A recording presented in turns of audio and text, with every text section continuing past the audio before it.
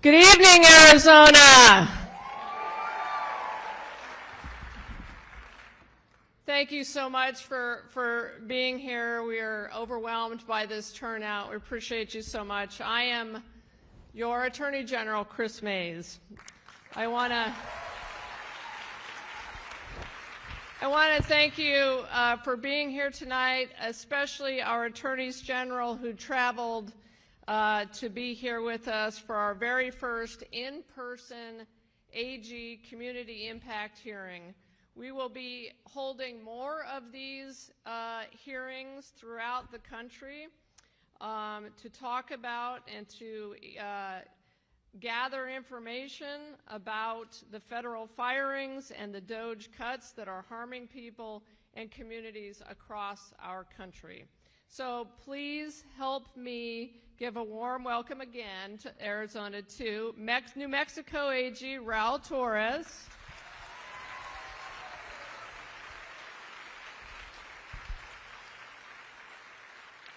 Oregon Attorney General Dan Rayfield,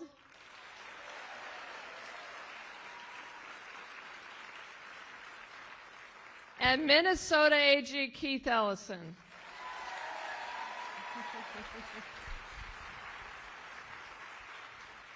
So listen, before we start, I know there are some people who don't agree with the stances that we as Attorney Generals have taken, and that is okay. In a democracy, it is okay to have opposing views, but there are also a lot of people here tonight who have lost their jobs or who have had to lay off their employees, and they are in crisis mode. So I want to ask that everyone please remain respectful tonight. We can share our viewpoints, obviously, without tearing each other down.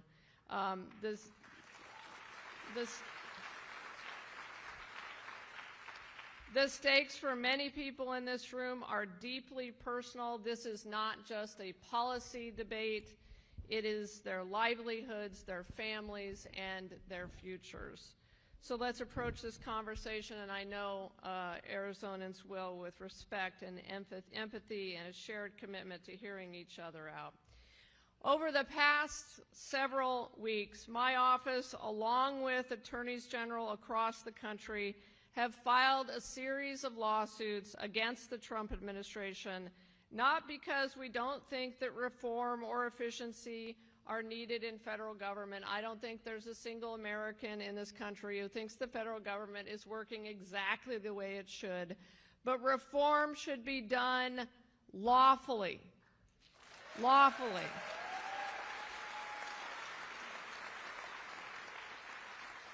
Through the constitutional processes that exist for that very purpose, not through unilateral decisions that upend the livelihoods of hardworking Americans, throw entire communities into chaos, or violate the privacy of American citizens.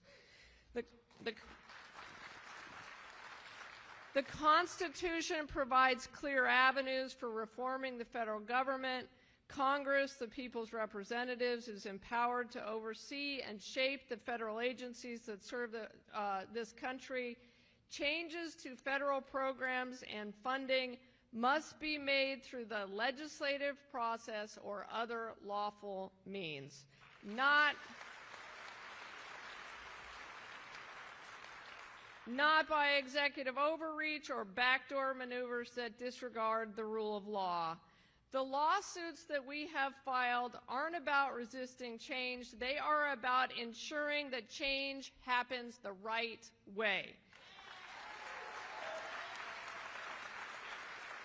Through legal and democratic processes, not through reckless unilateral actions that destroy the livelihoods of public servants and Americans with cruelty and chaos.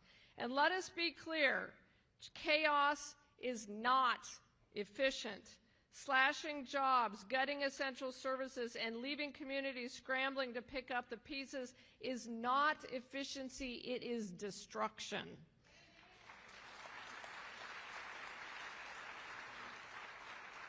True efficiency comes from careful planning, collaboration, and respect for the law, not from haphazard cuts that abruptly destroy lives.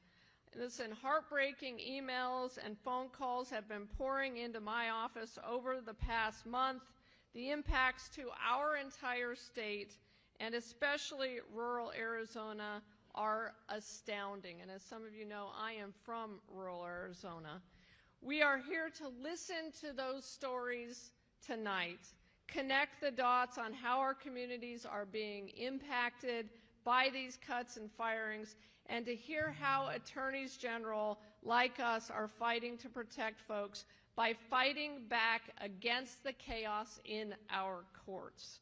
It is important to understand that more than 70% of county health departments' funding in Arizona comes from federal dollars, and local businesses like Cozy Home and Flagstaff are having to lay off employees because the federal IRA funds are being withheld from our state's energy efficiency program, funds that would help a large number of lower-income Arizonans who are already facing high energy bills and to make their homes more energy efficient. Not to mention, it would help with utility bills in a state that has seen a massive increase in heat-related deaths over the past decade. We are fighting because it matters to workers, to families, to businesses and nonprofits, and to the future of our state and our country.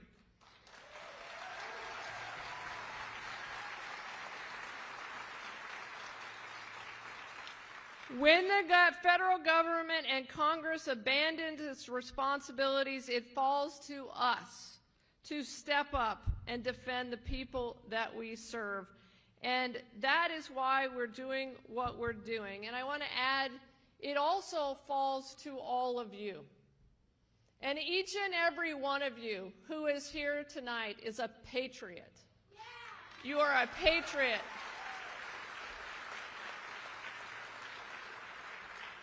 And I truly believe that once in a generation, Americans are called upon to sacrifice and to fight for our country and to fight for our future and the future of our kids.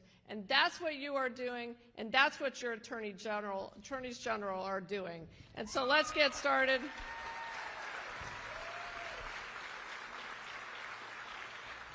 Let's get started, because this is about you guys tonight. I want to introduce my colleagues to give their opening remarks. Please welcome first New Mexico Attorney General Raul Torres.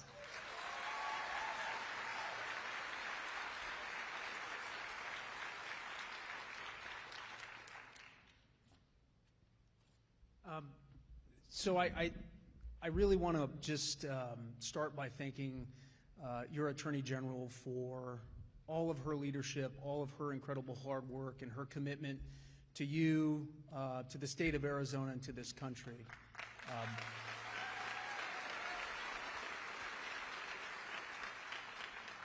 And, you know, I know there are a lot of complicated legal questions that are likely to arise. There are a lot of nuances that are built into the legal arguments that we've presented, but I think it's important to offer a personal perspective to give you a sense of my motivation and my understanding of how this is impacting lives and how it's impacting communities.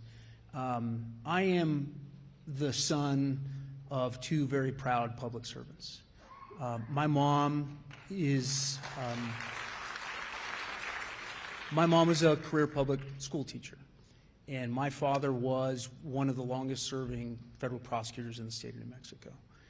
And one of my earliest memories as a child is waking up in the middle of the night, hearing something in the kitchen. The house was dark, and I remember going into the kitchen as a child, and there was only one light on in the house, and it was a light over the kitchen table. And it was my dad, and he was preparing for trial.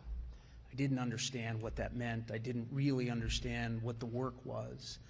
And it wasn't until many years later that I followed in his footsteps as a prosecutor, that I had some sense of the obligation and some sense of why someone would choose to commit themselves to others. And I hold that memory in my heart, and I think about it every single day, because what I hear in Washington, D.C., from the president and from Elon Musk and from others is a language that is stripped of any humanity.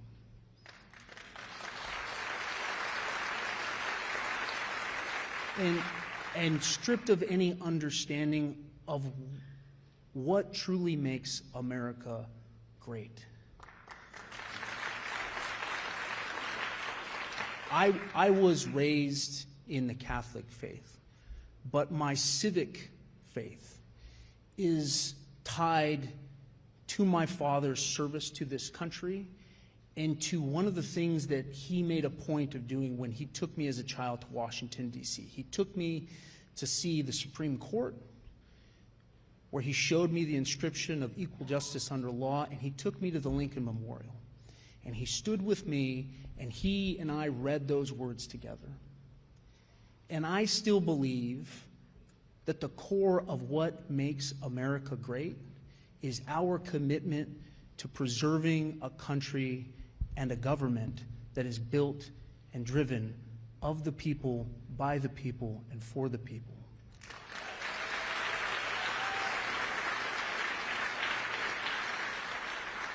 And what also makes this country great is the notion that we go about our work trying to find the better angels of our nature, and that we do so with malice towards none and with charity for all. It is the generosity of the American spirit. It is the hope. It is everything that my father committed his entire life to doing in service of others. He is not a sucker. He is not a fool. His service to his fellow man and to his country is profoundly meaningful.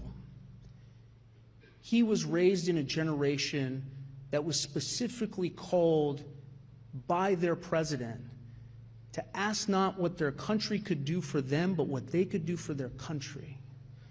And when he went to work every single day to try and help people, to try and protect people, to try and lift people up and find justice in our courtrooms, he didn't ask anybody if they were a Republican, and he didn't ask anybody if they were a Democrat. He was an American serving others. That's what this country is about.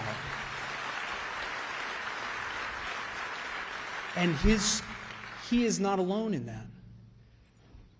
People that spend their lives trying to study diseases or look for cures for cancer or provide some pathway for veterans trying to recover, these are public servants. We don't ask them if they're Republicans or Democrats. We don't demean what they do. We don't degrade who they are. We respect the service. We respect the commitment, the shared commitment that we all have to one another. And look, I understand, as the Attorney General referenced, that not everyone agrees with the actions that we've taken. And as a former federal prosecutor and a federal employee, I can tell you I have been in so many meetings that I wished I could have a greater voice on the impact of a dollar spent or the efficacy of a policy decision or making government effective and smart and impactful.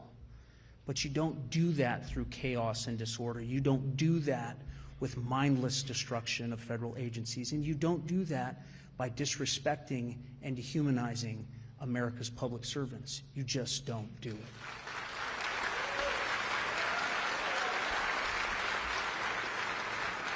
So if you take nothing away from this tonight, and I'm sure that there are proud public servants here tonight, remember that these are our friends, these are our neighbors, these are our fellow Americans. They have children, they have families, they are doing honorable work, and they deserve our gratitude. And if you want to make America great and you want to make the government work, then do it by following the law, by respecting the Constitution.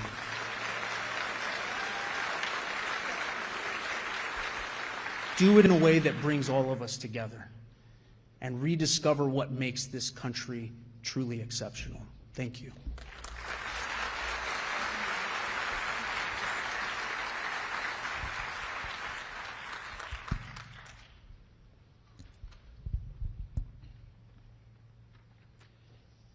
Well, thank you all for being here today. My name is Dan Rayfield, and I am from the state of Oregon. Go Ducks. I'm from Corvallis. I'm a Beaver fan up here, okay? Watch it. The Ducks went to the Big Ten, sir. That's a different hearing. Oh, my goodness. I can't believe you did that to me. Last night, as I came from Oregon, I was... not University of Oregon, but as I flew down, I was sitting in an airport, and what was incredibly important to me was to put my phone on and try and listen into what happened last night, the State of the Union. And I sat there and I listened. The state of confusion is right. And as I sat there and listened, there was one thing that was absolutely missing from the president's comments last night, and that was the impact of the decisions that he and his administration are making that are having on all of our communities across this country.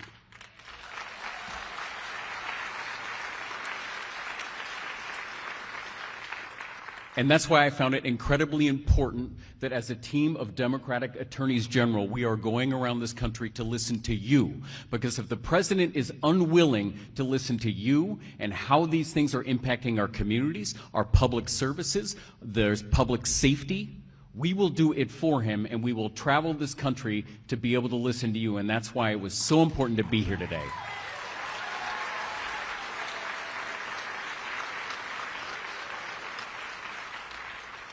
And I am incredibly thankful for all of you that took time out of your day, your evening, when you could be doing so many other things to share your stories with us here tonight. So as we dive into this important discussion, I want to take a moment to emphasize something that is absolutely central to this issue. The president does not have unilateral power to simply disregard Congress's decisions, to dismantle essential services and parts of our government. The Constitution is clear. When Congress allocates money for the federal government, a new administration cannot prevent the money from being used for its stated purpose. In other words, while the president may be a powerful person, he does not have some sort of superpower that lets him travel back in time to veto the decisions that have already been approved.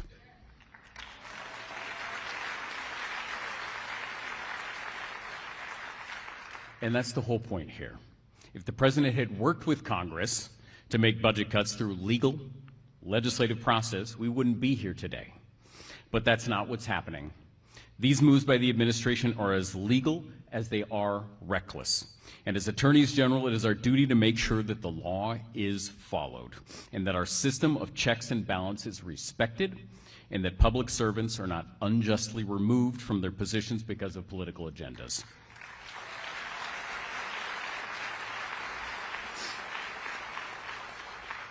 Across this country, from Oregon to Arizona to New York, over the past month, we have witnessed a disturbing pattern of federal workers being fired, pushed out, or silenced.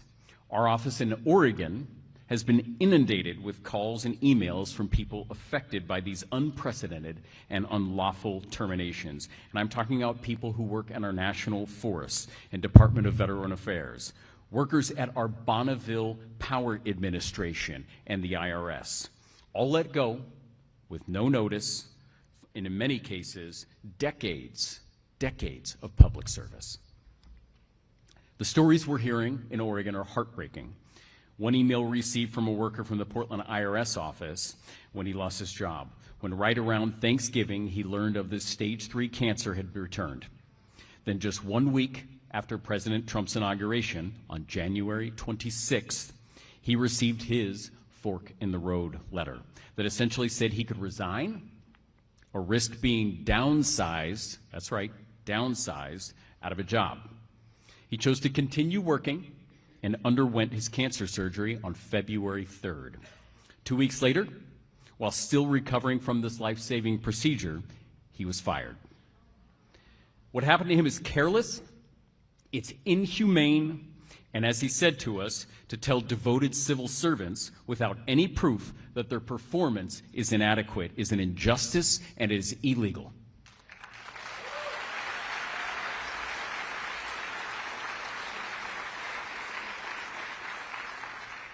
Another person who contacted us worked at the U.S. Geological Survey in Eugene, Oregon. I'm sorry, we're getting back to the ducks. She joined the USGS after earning her master's degree and spending years of service in the Peace Corps and AmeriCorps. She was working on efforts to improve communication in the aftermath of earthquakes and also assisting scientists researching bird flu, among other things. This job gave her a chance to continue a life of public service, and it also gave her the opportunity to purchase her first home.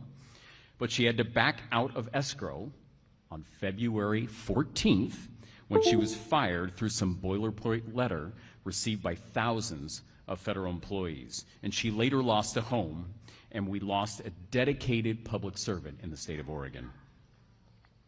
These are just two of the countless stories, I imagine many stories that we will hear tonight that we've heard in the past few weeks. And what's behind this massive federal firings? A new federal department created without congressional approval and with apparently absolutely no oversight, no transparency, and no accountability, which is again why we are here tonight. All overseen by a president's wealthiest donor who is operating without any official government title. We have a system in place for 220 years that has relied on checks and balances. It's based on the principle that no branch of government is too powerful. Trump and Musk are trying to sidestep that and grant the executive branch unlimited power. They're taking money in Congress that has been approved for schools, medical research, for emergency assistance, public safety, and road construction projects, and they're wiping it out with the swoop of a pen. Thank you again for being here tonight. I am proud to be here representing the Oregonians, and I'm proud to be invited here by Attorney General Mays.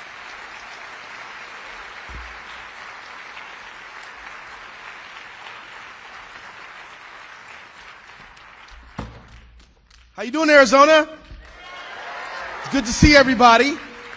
We got a lot of Arizonans, Americans here tonight because you care so much about our great country.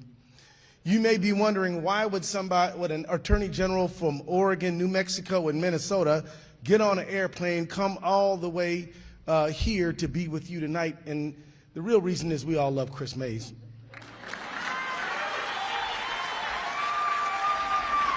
But friends, as much and as awesome as Chris is, the truth is we're all experiencing the same thing you are experiencing. And tonight is your night. We want to hear from you.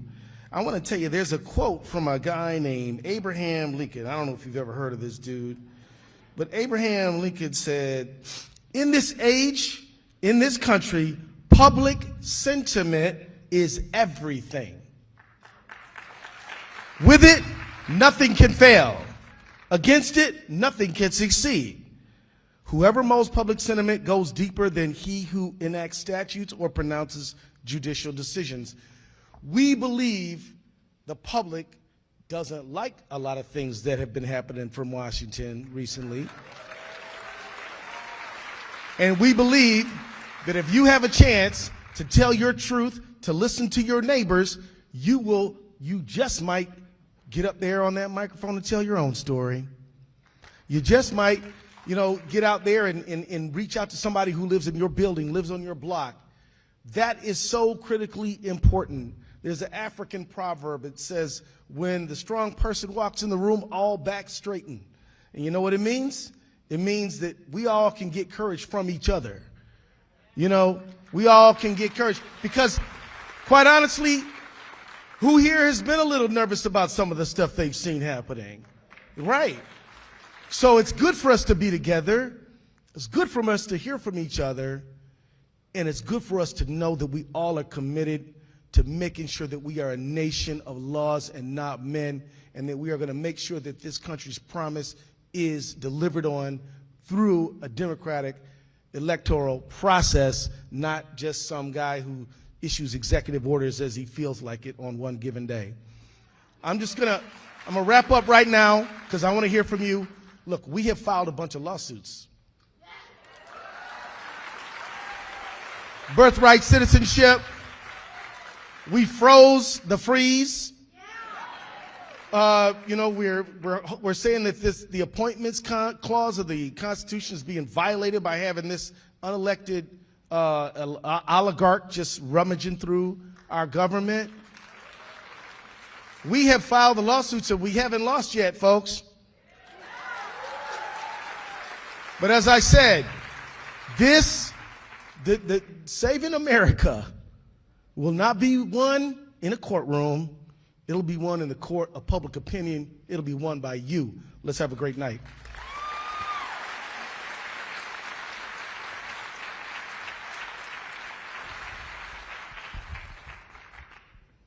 All right. Let's get started. Oh, a little feedback. We're going to start, and I'm going to call 3 people up at a time. And Sophia here has the microphone. So we're going to start with Kristen Frey. So Kristen, could you come forward?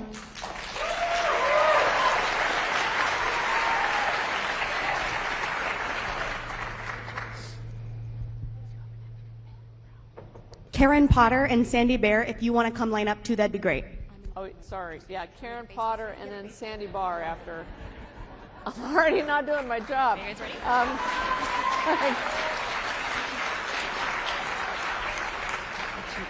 Hello, my name is Kristen, and until last week, I worked with vets at the Phoenix VA. I work as a music therapist with veterans who have unique medical challenges, TBI, polytrauma, PTSD, Agent Orange exposure, and for many years, the VA has embraced innovative treatments such as recreational therapy and creative arts therapy. I'm a board-certified music therapist. I use music all over the VA, with veterans in inpatient and outpatient settings, the hospital, hospice, substance use disorders, and long-term care. I use music to treat pain, depression, anxiety, learn new coping skills, and help veterans adapt to civilian life. It was my dream job, and it was something that I worked over 20 years to achieve. I was heartbroken to receive an email on Monday, February 24th, that said I was terminated immediately. That meant that not only could veterans no longer access the services I provided, but I could not follow my own code of ethics, providing termination services to the veterans. Normally, when you end music therapy, you're supposed to give them recommendations, give them suggestions, encourage them to set their own goals to interact with music on their own. But these veterans, some of whom are very fragile, were unable to have that closure, which puts them at risk for depression, anxiety, or even suicidal ideation. My supervisor and her chain of command had no knowledge of this email. It came straight from Washington, D.C. and DOJ. 2 of my colleagues were also fired that day, all probationary staff. This has strained the entire department. Since we've been fired, the Phoenix VA has had to cancel a number of music therapy and recreation therapy groups. We're unable to meet staffing ratios in the community living center, and we're unable to provide programming as required by Medicare guidelines. A couple examples. 1 staff member was removed from a position with homebound veterans. 1 staff member was moved from a national position with the wheelchair games. Inpatient recreational therapy programming has been reduced. Palliative music therapy in the infusion clinic with veterans who have cancer has been canceled. A virtual music therapy group, something I started to address the needs of homebound veterans, that has been canceled. A number of other programming has been canceled as well on a one-to-one basis. Hopefully it will return, like therapeutic guitar, a music ensemble, and other programs. In total, last week, 84 veterans did not get to go to their music or recreation therapy appointments. 84. These senseless cuts are hurting real people. It's shameful that we aren't supporting the women and men who volunteer to serve in the military, and it's shameful that we are not providing the care they deserve. Thank you for your support. Thank you.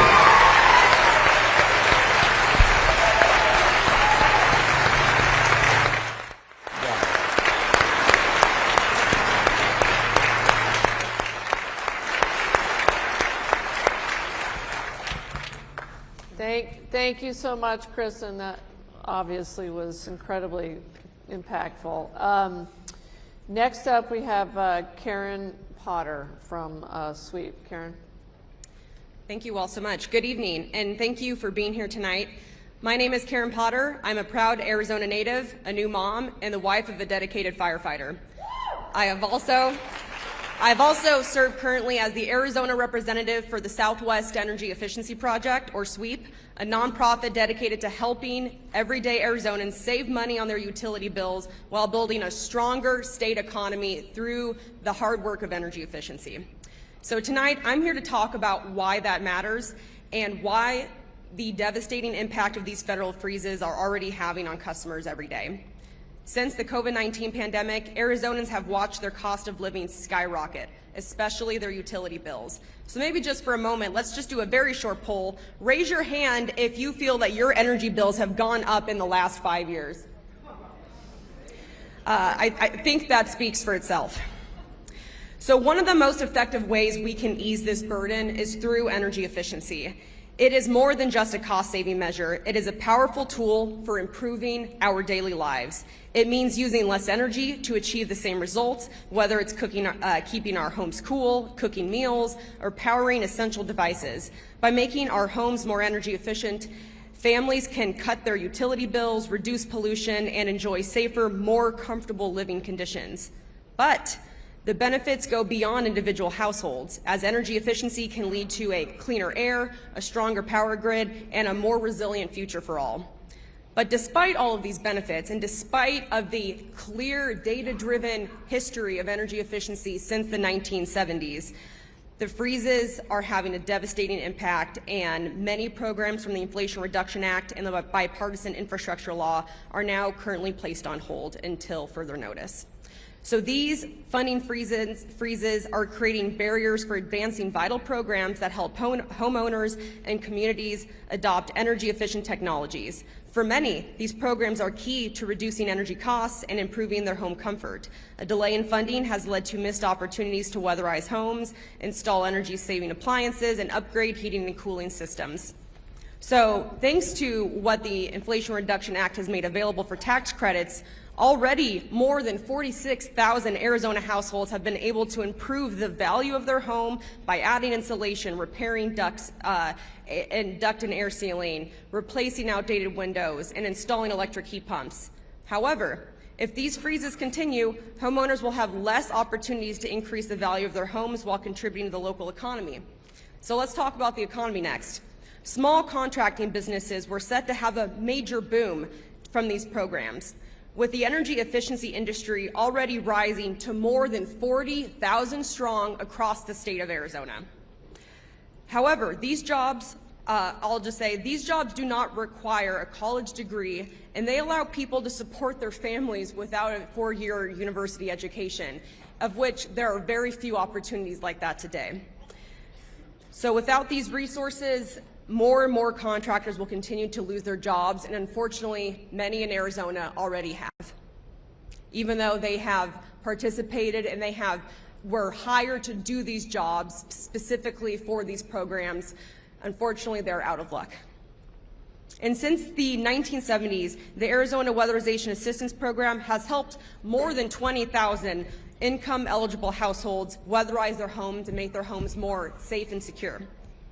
And thanks to the bipartisan infrastructure law, weatherization has been extended, and since 2022, thousands of homes have been able to weatherize their homes, making them healthy, secure, and more energy efficient. So if these freezes continue, more than 800 households this year will be left vulnerable to indoor heat-related illness and even heat-related death due to lack of proper cooling equipment in their home. Weatherization contractors and practitioners were ready to help these families prepare for Arizona's extreme summer heat, but now that critical work, as we're fast approaching the hot summer months, is on hold until further notice. So I will just say, in a state where overnight temperatures are remaining above 100 degrees, air conditioning is not a luxury, it is a human right, and it is a lifeline.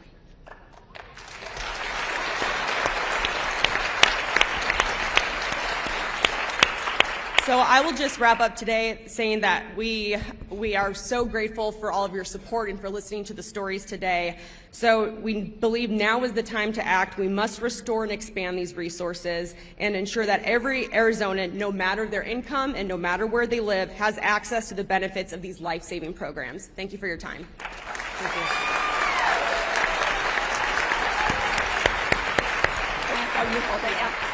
That's right for them. All right, before Sandy starts, we're going to have next up Jessica Leach, and then Dr. Jill Gibson and Dr. Steve Brown. Go ahead, Sandy. Good evening. My name is Sandy Barr. I use she, her pronouns, and I'm the director for Sierra Club's Grand Canyon chapter, which is the Arizona chapter. I've lived in Arizona most of my life. I love Arizona. I love the lands. I love the people. I wanted to thank you all for being here for Arizonans and for people across the United States, and for pushing back on this harmful agenda that has resulted in the thoughtless firing of thousands of people, including those who care for our public lands. And I want to really focus in on this because Arizona is really blessed. We have 28 million acres of public lands in our state. 3 national parks, Grand Canyon, Saguaro, and Petrified Forest, as well as places like the Superstition Wilderness, that's part of the Tonto National Forest. Sonoran Desert National Monument, that is Bureau of Land Management lands. These places provide extensive opportunities for recreation. They provide key wildlife habitat and corridors and habitat for plants, and some of these are found no place else on the planet.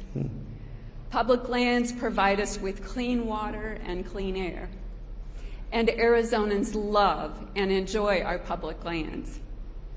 And I also want to, in recognizing these lands, recognize that they're all indigenous lands, and we need to keep that in mind.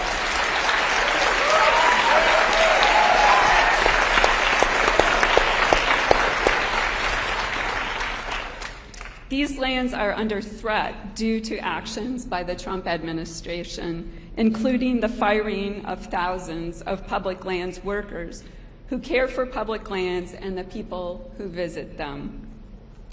At Grand Canyon, which is one of 22 national park units we have in Arizona, it's been reported already that the lines are double the wait times that they should be at this time of year. And we know that there have been more than 1,000 National Park Service employees that have been fired without cause, really. And down south at Saguaro National Park, they are closing the visitor center on certain days, and that means people don't have access to important information that can help them enjoy the lands, but also be safer on the public lands. And that's another thing I want to mention is for the national forests, which I think have probably gotten the biggest hit as far as losing employees. There are a lot of people that are, providing information about trail conditions, and that helps keep people safe and informed about what's going on. They do restoration, and for those of us who like to be out hiking and camping on our public lands, they provide important services. That also means fewer people out there protecting cultural and natural resources. And we saw some of those suffer during COVID when there were fewer people available to help out with that. I want to mention I'm not the only one that loves our public lands. There was a recent poll that found that Arizonans unanimously view national parks and natural beauty as essential to our state's identity and way of life.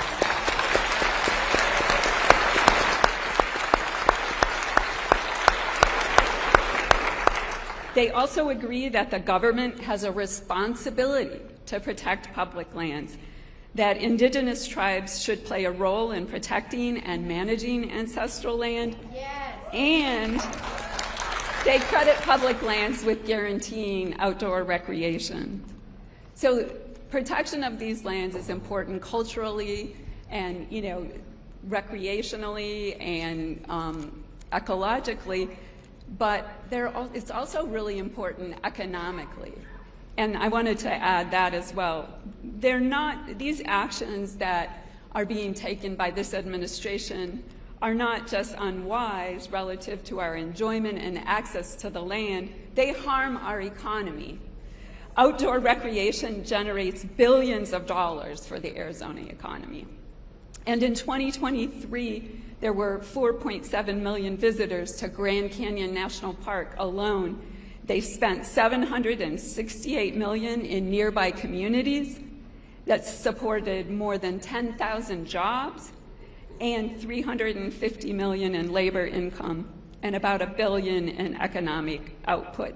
So these lands are important to our economy. Again, I'm just going to wrap up, and I'm just going to say thank you for being strong, for supporting the lands, for supporting the people, and also for supporting the laws that are supposed to protect both. Thank you. Thank you.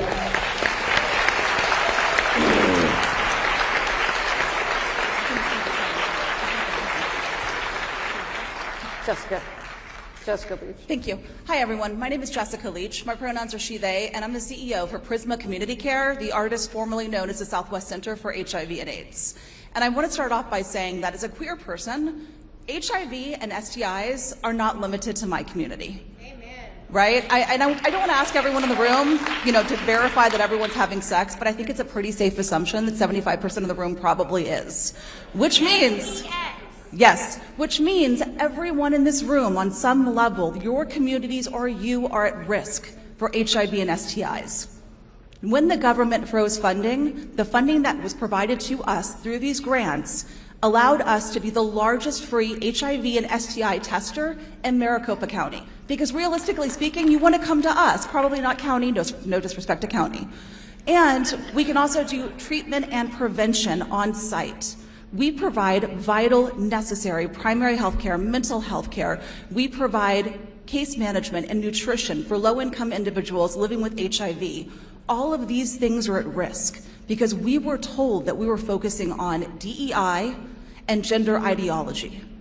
So in order to serve our clients, our community, not all of whom are queer, we were told that we had to take the very fabric of who we are out of our language. The grants that were written were specific for these communities to ensure that they could be protected so that all communities are protected.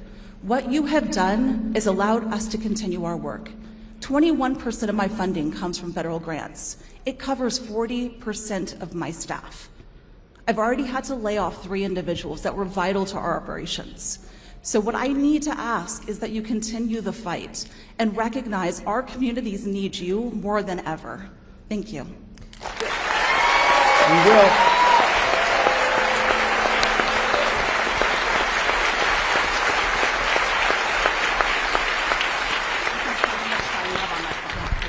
Thank you, Jessica. Next up, we have Dr. Joe Gibson. Dr. Joe Gibson. Good evening.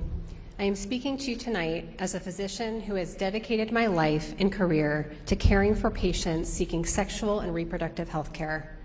I am trained as an obstetrician gynecologist, and I am doubly board certified in obstetrician gynecology and complex family planning.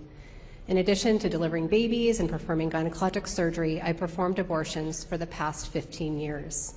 I currently supervise 25 advanced practice clinicians and physicians in the delivery of essential reproductive health care at Planned Parenthood, Arizona.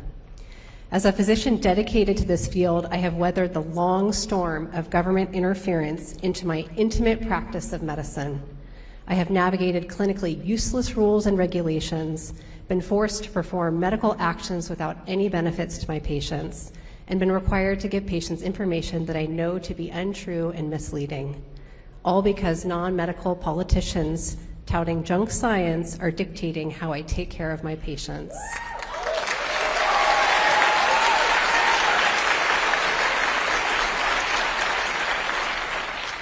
I have been restricted in this state from providing life-saving abortion care.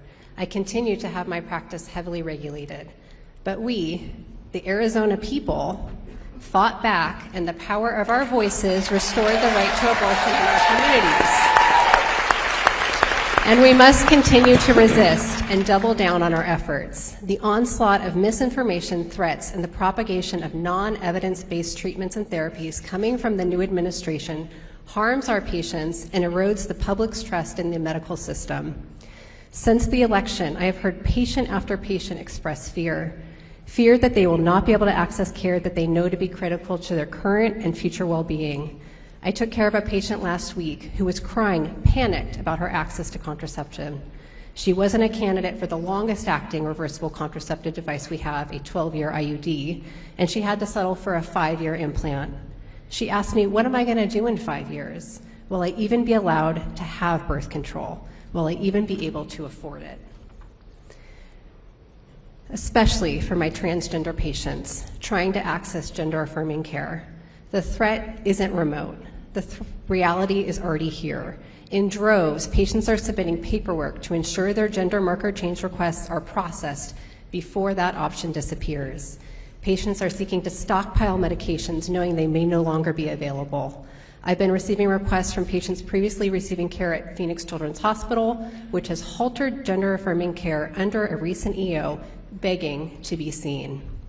The fact that these bullying actions of our government are targeting the already most marginalized communities should infuriate us all.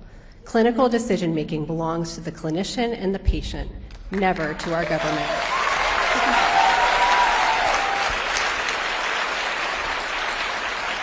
The threats to our immigrant community and the deterrent effect they pose is also particularly heartbreaking. Patients will not seek care when they fear that their health and personal data may be accessed by those who are seeking to deport them. I am thinking of an immigrant patient from South America, a person who is a mom trying to take care of her children, who was violated multiple times making her way to the United States. She needed an abortion as a result of her rapes. Everyone deserves dignified health care and to live with dignity.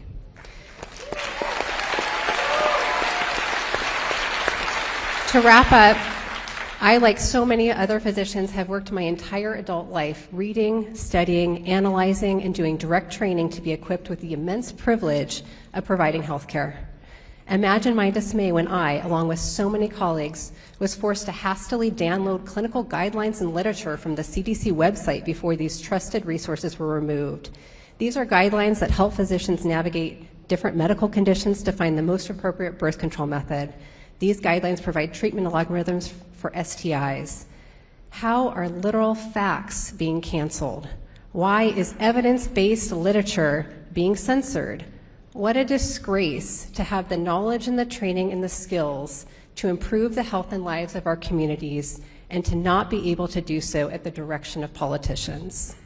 The medical community cannot tolerate this unacceptable interference. Our patients' lives depend on our resistance. Thank you.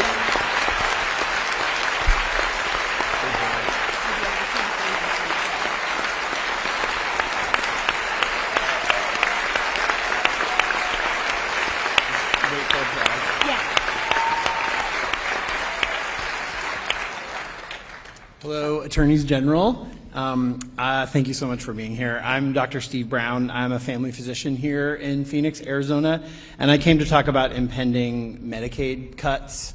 I'm here for my patients tonight. Currently, over 2 million Arizonans are covered by Medicaid, including over 750,000 kids aged 0 to 17. The federal budget cuts could take coverage from 550,000 of the most vulnerable Arizonans. Martin Luther King said, of all the forms of inequality, injustice in healthcare is the most shocking and inhumane.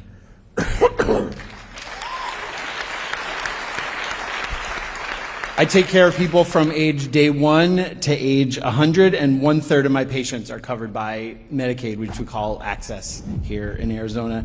Losing coverage for many Arizonans will make our state less well, less healthy. It'll put our rural and safety net hospitals at risk, like the Attorney General said earlier. I could tell you dozens of stories, but I'm just going to choose 2 to tell you tonight. Last week, I heard from one of my patients, Mrs. B, who takes care of her husband, Mr. B, who's debilitated from a stroke. He's also my patient. I share this story with their permission. Mrs. B has breast cancer, which has metastasized to her bones. It's still treatable, but recently she had to tell me that she lost her access insurance and will have to put her cancer treatment on hold. Obviously that adds to her stress to deal with all the insurance issues. And so how many similar stories would there be like this if we took healthcare away from more people? And now I'll tell you a success story. Last week I saw a newborn baby, 3 days old, with her mom and dad, who were both first-time parents. The baby was having trouble gaining weight in the first few days, and I was worried. So I talked to the mom and dad, and we came up with a plan, including following up in 2 days. And they came back in later. The baby had gained weight. She did great. The parents were absolutely beaming. But I wondered what would happen if that baby didn't have the insurance coverage to be seen by a family physician at a vulnerable time in her life. So I really appreciate you being here, listening to these stories, putting names and faces and voices to all these amazing people that are here to call attention to the unjust and inhumane action, including changes that will strip away health care from people that need it most. Thank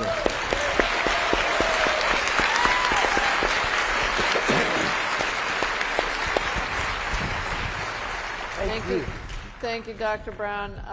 Next up, we have Dr. Michael Robert, the superintendent for Osborne School District, Violeta Ramos and Felipe Carranza, both from the Osborne School District.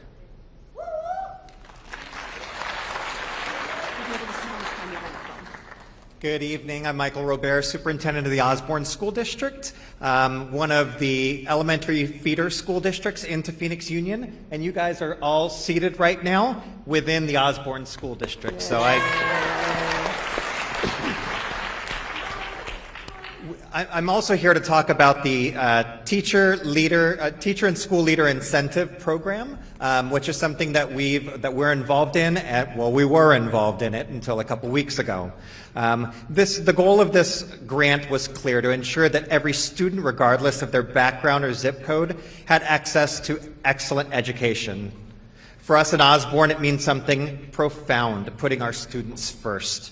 One of the key elements of this grant is the role of master teachers, instructional coaches who work with teachers to provide weekly professional development, classroom observations, and provide critical feedback. These coaches are instrumental in helping our teachers refine skills, especially our newer teachers, and to field test research-based instructional strategies rolled out across the entire campus. Additionally, mentor teachers lead grade-level teams and help their peers through coaching, fostering collaboration, and the sharing of best practices. Our school, in this grant, we get about $3 million over 3 years, so $1 million annually for this grant. These funds help support salaries, benefits, additional duties for teachers, and leadership coaching, and a large portion of the funding, almost $500,000, goes towards performance-based compensation, which is tied to teacher performance, student success. Another portion supports professional development and additional supports for our educators. However, on February 18th, we received troubling news that the Department of Education issued a cancellation notice for our grant, effective immediately, citing diversity, equity, and inclusion. The letter claimed that our grant, which is a component of the Teacher and Student Leaders Grant, was inconsistent with the federal priorities around DEI.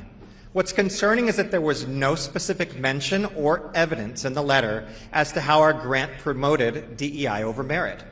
The focus of this grant has always been on excellence in education, performance-based compensation, student achievement.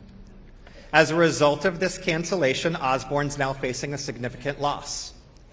$500,000, I mentioned, goes towards performance-based compensation. We've been working 2/3 of this year. The work's done, but the compensation's not going to be there. There's also $250,000 in salaries. I've heard, still to be paid between now and June 30th. And we've heard stories from people here. We're going to hear more stories tonight about people that have lost their jobs. I'm proud to say that Osborne's going to honor our contracts through June 30th, through the end of the school year. That's $250,000 that we did not have budgeted. We'll pull it out of reserves, and I'm proud of my CFO for great leadership and fiscal stewardship, and of my governing board for standing behind me and saying we're gonna honor these contracts. I also have my board president standing right behind me. I've got a meeting with her tomorrow. We're planning our agenda for March. Unfortunately, because of this grant cancellation 18 months before expected, one of the things I have to talk to her about tomorrow is putting on the agenda for our upcoming March meeting a reduction in force, a reduction in teachers, in school leaders, in teacher leaders on our campuses. I'm proud of our teachers, and I'm deeply saddened by having to have that conversation. I was just in DC last week to watch one of our school leadership teams presenting nationally to their peers about the excellence that we've been able to attain in Osborne, yet I had some of those same people on a Zoom call with me yesterday to tell them about this impending rift.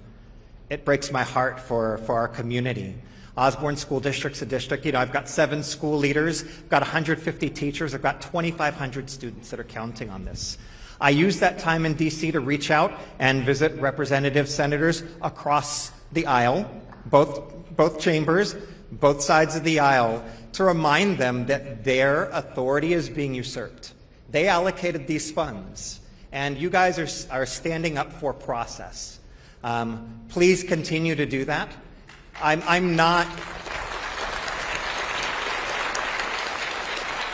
here to talk, I'm here to give voice to this, but that just is not enough for me. I'm also seeking reversal of improper cancellation of grants. So I've got 2 other members from my district who are going to be able to talk about that impact directly and on the families and on our kids. So thank you guys for being in support of communities and children. Great job. Hi everyone, my name is Violeta Ramos and I am a proud product of the public education system. I'm the proud daughter of 2 immigrants and I was born and raised here in Phoenix, Arizona.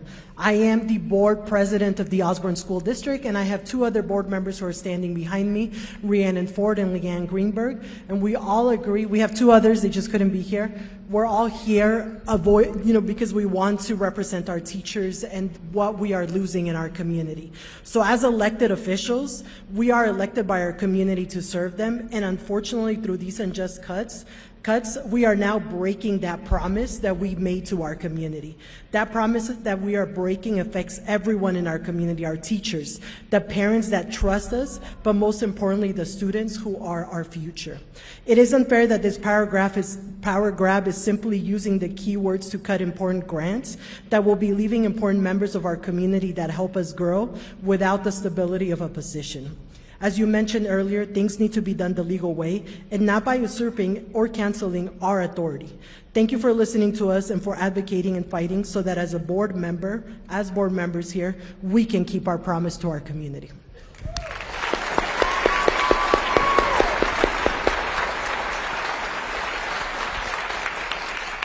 Good evening. I'm here to share how these federal job cuts are not just numbers on a spreadsheet. They are real people, real families, and real consequences. In June, I will lose my job. I am fortunate that the Osborne School District will continue to honor my contract until then. As a father of a 3-year-old, this isn't just about my career, it's about my child's well-being right now. I'm struggling to keep up with the $800 a month tuition for preschool that ensures that she has a safe and stable learning environment. Without my job, I don't know how I will afford to keep her in preschool. She is at the preschool where she's at now. I have dedicated my career to education. That is 25 years of my life. My aim as a teacher, as a principal, and as a director has always been to support students and to strengthen our communities. But now I find myself facing uncertainties, wondering how I provide for my own family. The stress of this situation isn't just financial, it's emotional too. It's the fear of not knowing what comes next or having to make impossible choices between my daughter's education and basic needs. And don't get me started on immigration. As the proud son of immigrant parents, my parents fled their home not because they wanted to, but because, as my mom says, we were mice living in the mouth of a serpent. I echo, yes, she said that. I echo what you're hearing tonight. Families across Arizona and across the country are being forced into instability because of these job cuts and funding freezes. The decisions are not abstract policy shifts. They are life-changing disruptions that affect our children's future. I urge you to continue to recognize the human impact that these actions have. Stability for families like mine should not be a luxury. It should be a priority. Thank you for listening. Thank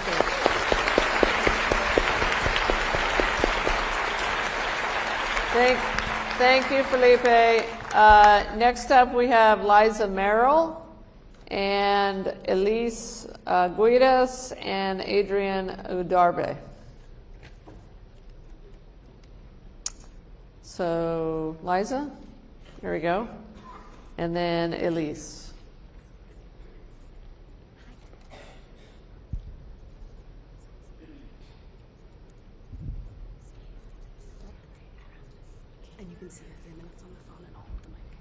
Thank you.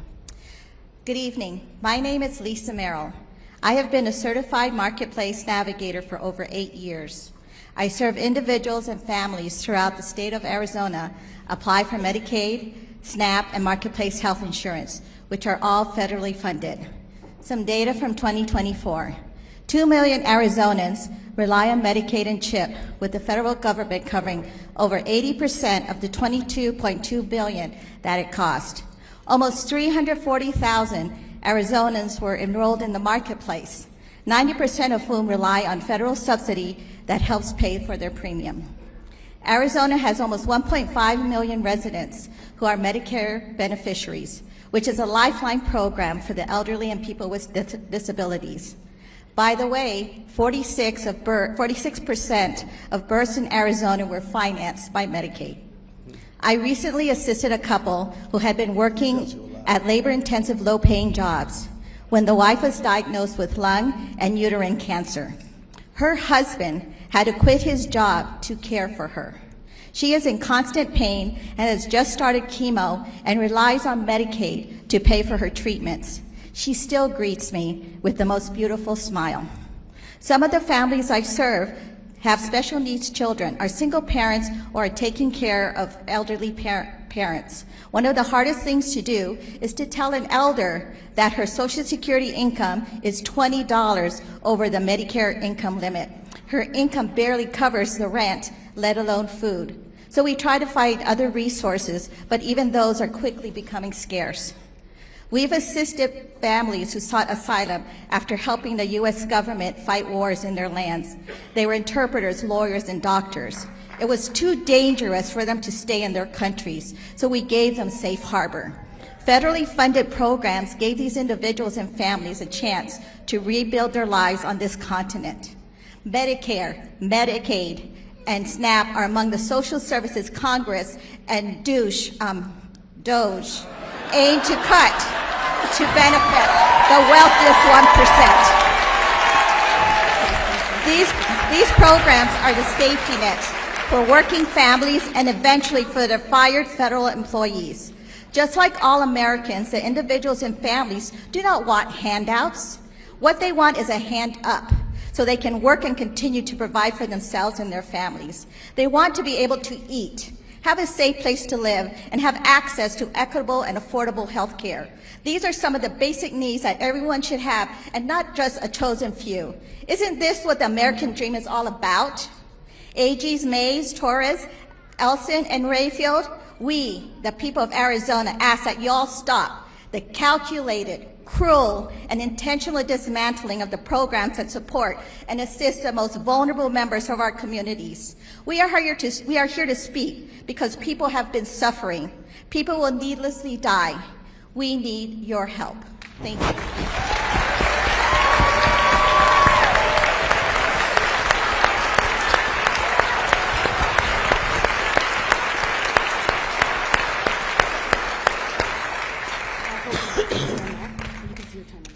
Thank you so much, Elise. So next we have Adrienne. Adrienne? No, I'm Elise. Oh, you're Elise. Yeah. I'm sorry. That was okay. Sorry about that. That was like okay. Go ahead. Go ahead. Hi. Thank you all for being here. My name is Elise Gaitis, and I'm executive director of a nonprofit called Activate Food Arizona. We offer community-based food solutions in rural, urban, and tribal communities throughout the state. In the Valley, we're most known for our fleet of mobile produce markets called provide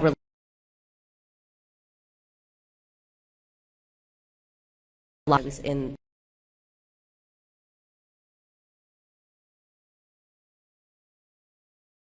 across Arizona as well as in the surrounding border states and Mexico. I'll briefly share from two perspectives: ability to operate our businesses and also from our customers' ability to access the foods that they need for themselves and their families. Administratively, several grants that we've relied on and planned on for the next year have been terminated, which has caused me to not only change program plans and put critical food initiatives on hold. It eventually could obviously mean layoffs for my organization as funding resource for food programs become more and more scarce. A lot of our funding partners are going to foundations and they're inundated, and there's only so few dollars that they have to give out anyway. So our pool of funds is getting smaller and smaller and smaller. The food that we sell to community comes from local food hubs, which aggregate from small-scale farmers throughout Arizona. In the last 12 hours, 2 of our direct suppliers have told me that their businesses will go under if these freezes aren't lifted pretty imminently. If they close, it'll have catastrophic consequences for the 60 or so family farms that they source from, but it's also going to cut off our food supply for local food economy entirely for our markets.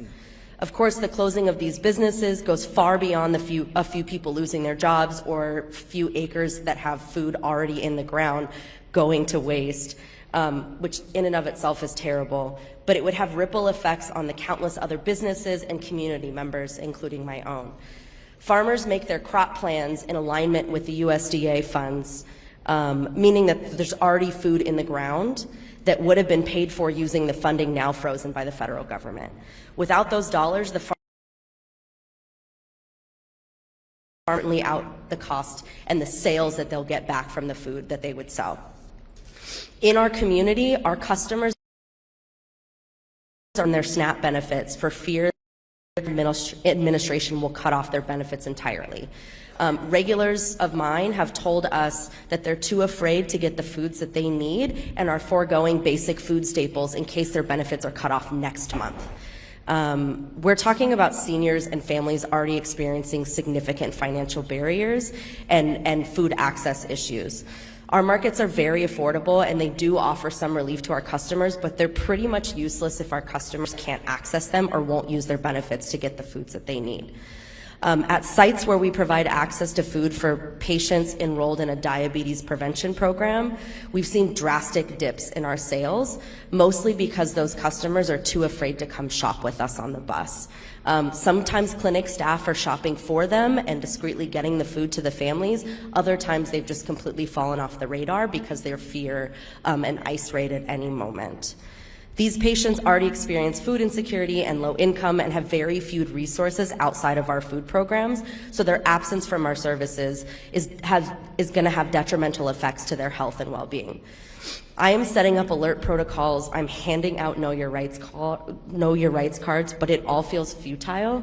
I can't convince my customers that it's safe to shop when it's not. I've built my program over the last 11 years into a trusted, reliable, and safe source for food. We've built lasting relationships with the community, our neighbors, who rely on us to feed their families and give them choices in an already limited food environment. What is happening is heartless and it's cruel and will have catastrophic consequences for the families that we serve and for our organization for years to come. Thank you so much for listening.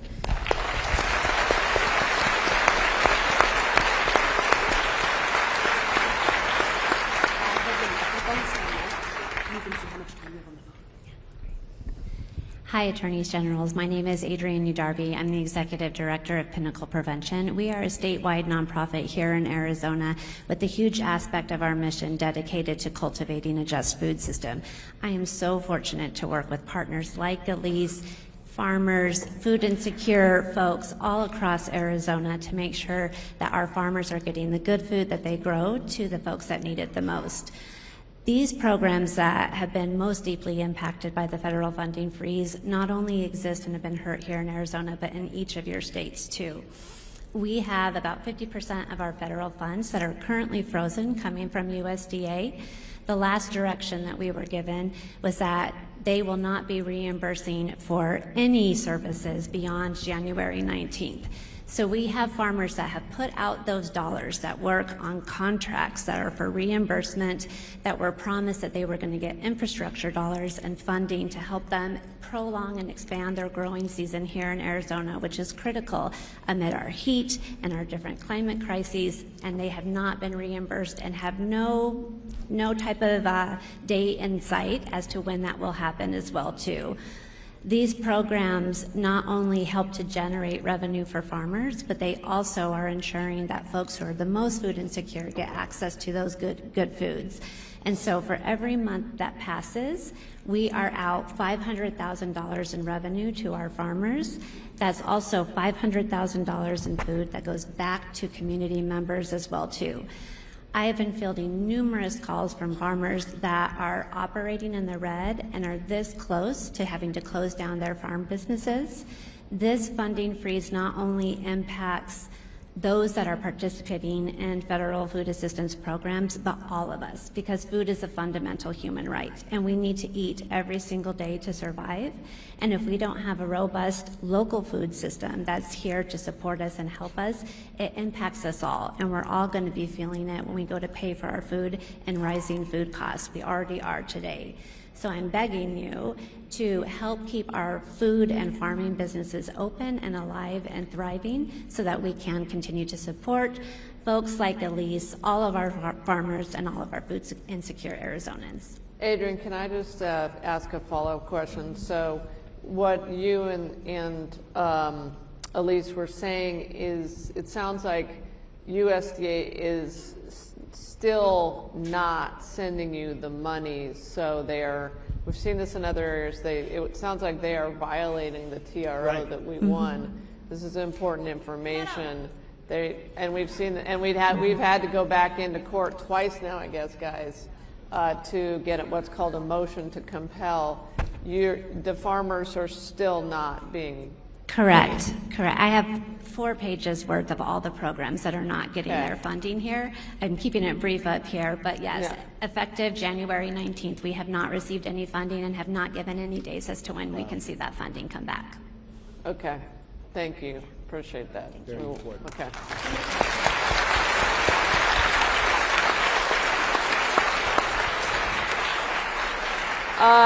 Next up, we have Ahmad Rashad, and then Francisa Gill, and then we're going to open it up further. Come on. I'll hold the mic for you and then you Good evening, everyone, and the Attorney General and your colleagues and all the citizens here. My name is Ahmad Rashad Bahaduri. I am the co-founder and vice president of the Afghan Tucson community. I drove from Tucson to meet you guys here, and as a former SIV holder, I want to make it a little clear. SIV is a special immigrant visa for people who serve with U.S. Army and State Department overseas. I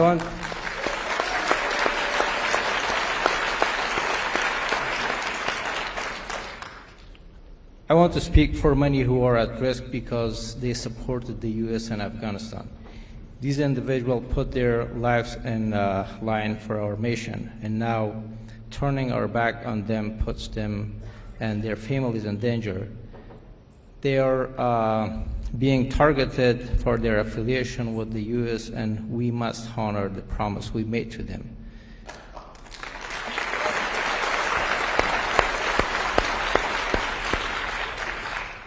As someone that benefited from resettlement agencies when my family and I first arrived in the United States, cutting federal funds to resettlement agencies hurts SIV and refugees living in our communities. These agencies provide essential services like food, housing, medical care, and help with funding, job, and school for their children.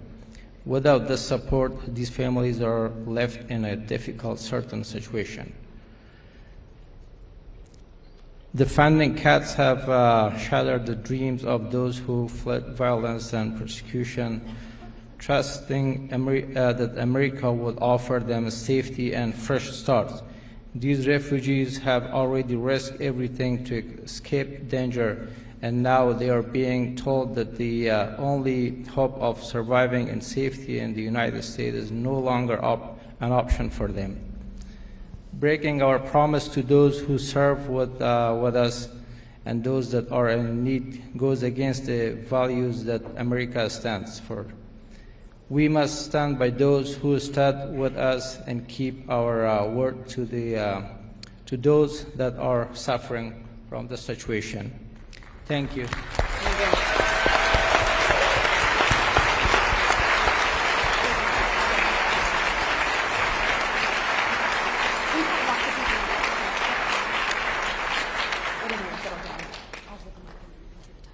Good evening, everyone. My name is Francisca Gill. I am the Refugee and Immigration Services Community Integration Program Manager at Lutheran Social Services. Since 1970, LSS has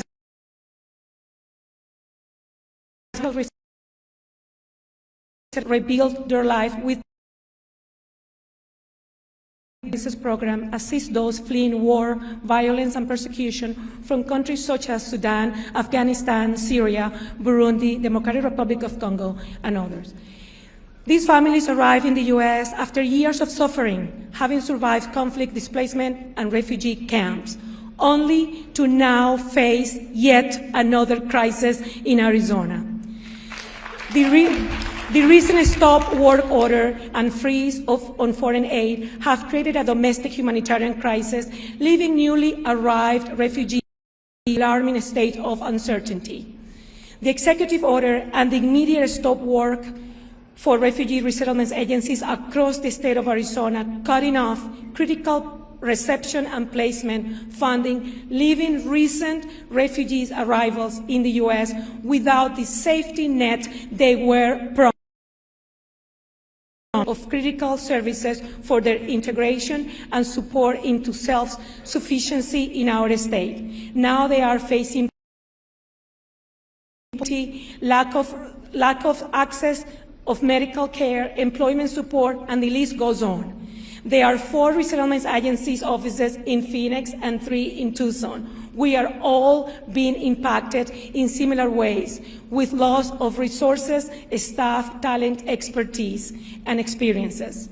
Our organization is also a recipient and a sub-recipient of federal grants through our national partners, Global Refuge and EMM. LSS has still not received already rendered and under a contract that is supposed to guarantee payment.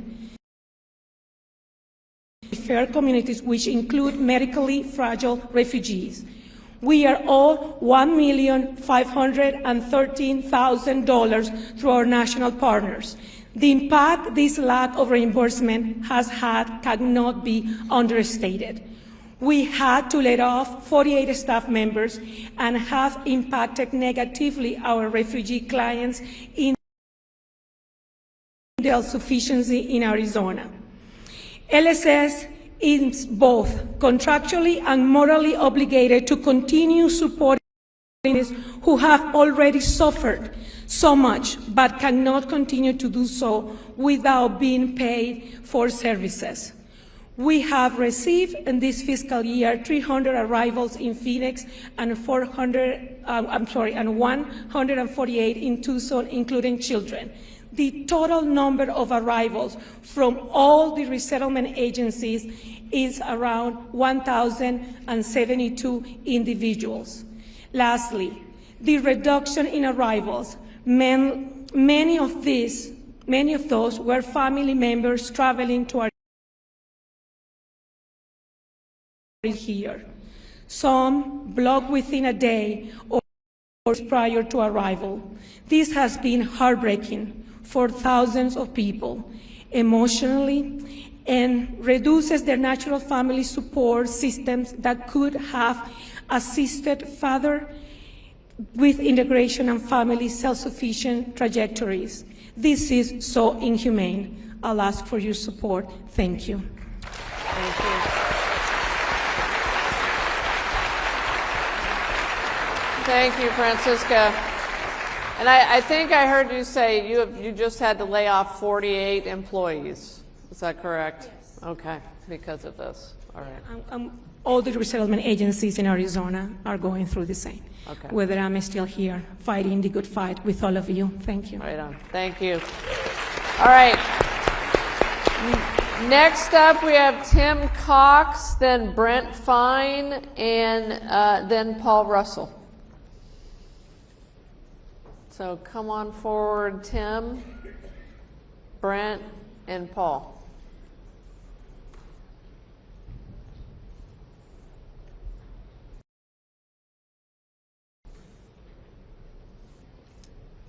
Okay. I'll hold the microphone and you can see the time. Try and stick to the minutes. Yeah. Nope, right here, right on the X. Okay. All right. My name is Tim Cox, and I work for the Office of Federal Contract Compliance Programs, which is a small civil rights agency in the United States Department of Labor. We enforce EEO and non-discrimination laws over federal contractors. We not only investigate the compliance of federal contractors' obligations, we investigate discrimination complaints, and we also help federal contractors conduct outreach in order to recruit qualified applicants. This past year, I spent a lot of time with community-based organizations and trade schools trying to pipeline people into CHIPS Act money that was going to happen this year. This is our restructuring plan, which leaked to the Washington Post recently. OFCCP is to be cut by 90%, which will close 50 field offices and eliminate 429 jobs. So I am currently waiting for a RIF notice. And this is from Project 2025's Mandate for Leadership. This is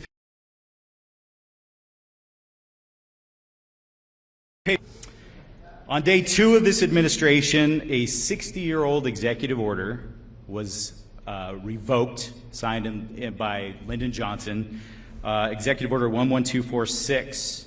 And it's designed to ensure federal contractors do not discriminate and recruit qualified females and minorities. We do enforce 2 statutes for individuals with disabilities and veterans. So my issue is with veterans, but these cuts will most certainly have a ripple effect. Those practitioners of this work for federal contractors will most likely lose their jobs. I've already seen one person who has lost their job.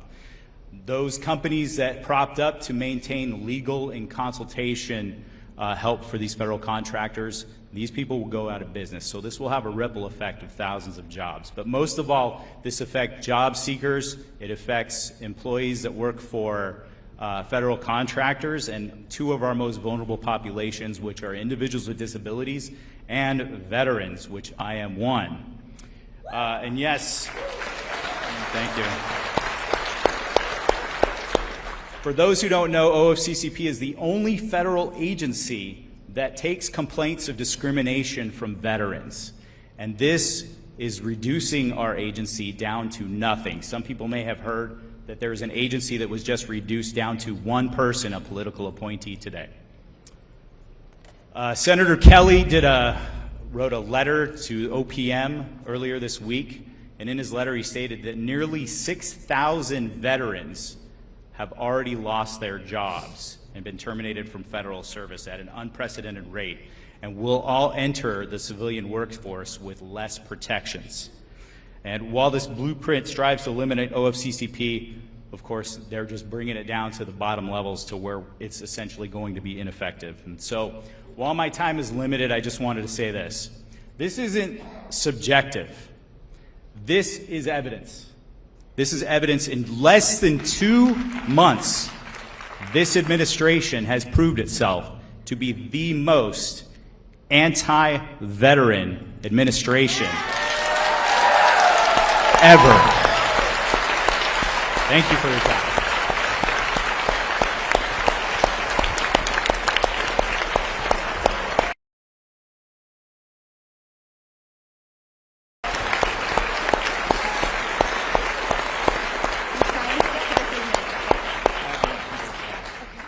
This won't take long. My name is Brent Fine. I worked for Chris Mays 20-some-odd years ago, and one of the projects I worked on was called Efficiency Review. We were tasked with looking at all the agencies to find where we could save money. But we never went into it thinking we have all these stated objectives in advance. We wanted to find savings. I think we ended up finding about $300 million, but it took us 6-9 months to do it. And it was it was a good process to do it. And then we presented it, and no one ever thought that they were going to do it all by executive order. It was all meant to plan for the budget, make some changes. Some things you could do, like savings on efficiency on electricity and things like that, you could do, but you had to go to the legislature to get it done. So this plan that's going through right now in Congress makes no sense to me, and I wouldn't think it would make sense to anybody. It's just, they keep bringing up common sense. This is not a way you would do it. And not only that, it's already starting to, when I wasn't working for Chris, I worked for the Department of Labor, Bureau of Labor Statistics at the state of Arizona, where we collected employment data. There's already data coming out now showing that consumer confidence is dropping. The Michigan survey came out.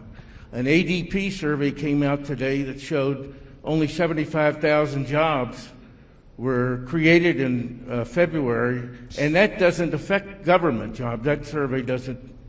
So my guess is it'll probably be even greater. But not only that, all of these cuts by these organizations you're bringing out, they're going to have multiplier effects.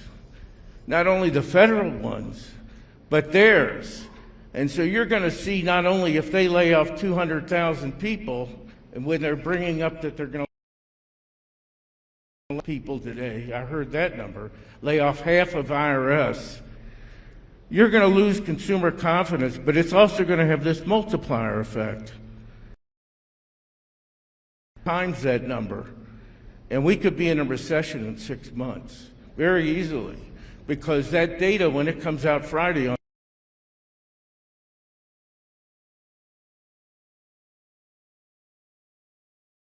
have a cascading effect. So it doesn't take a lot to go into a recession. And then government money will go down, the federal and why would you be getting rid of half of IRS during tax time? It makes no sense. So none of it makes sense, but I don't know, I think when it finally, the economics starts hitting everybody, because everybody is going to be affected by this. Not just the people lose their jobs. The retirees, they have pension funds. The stock market will start going down. It's not going to be something that just affects a small group of federal workers. Thank you. Thank you, Brent.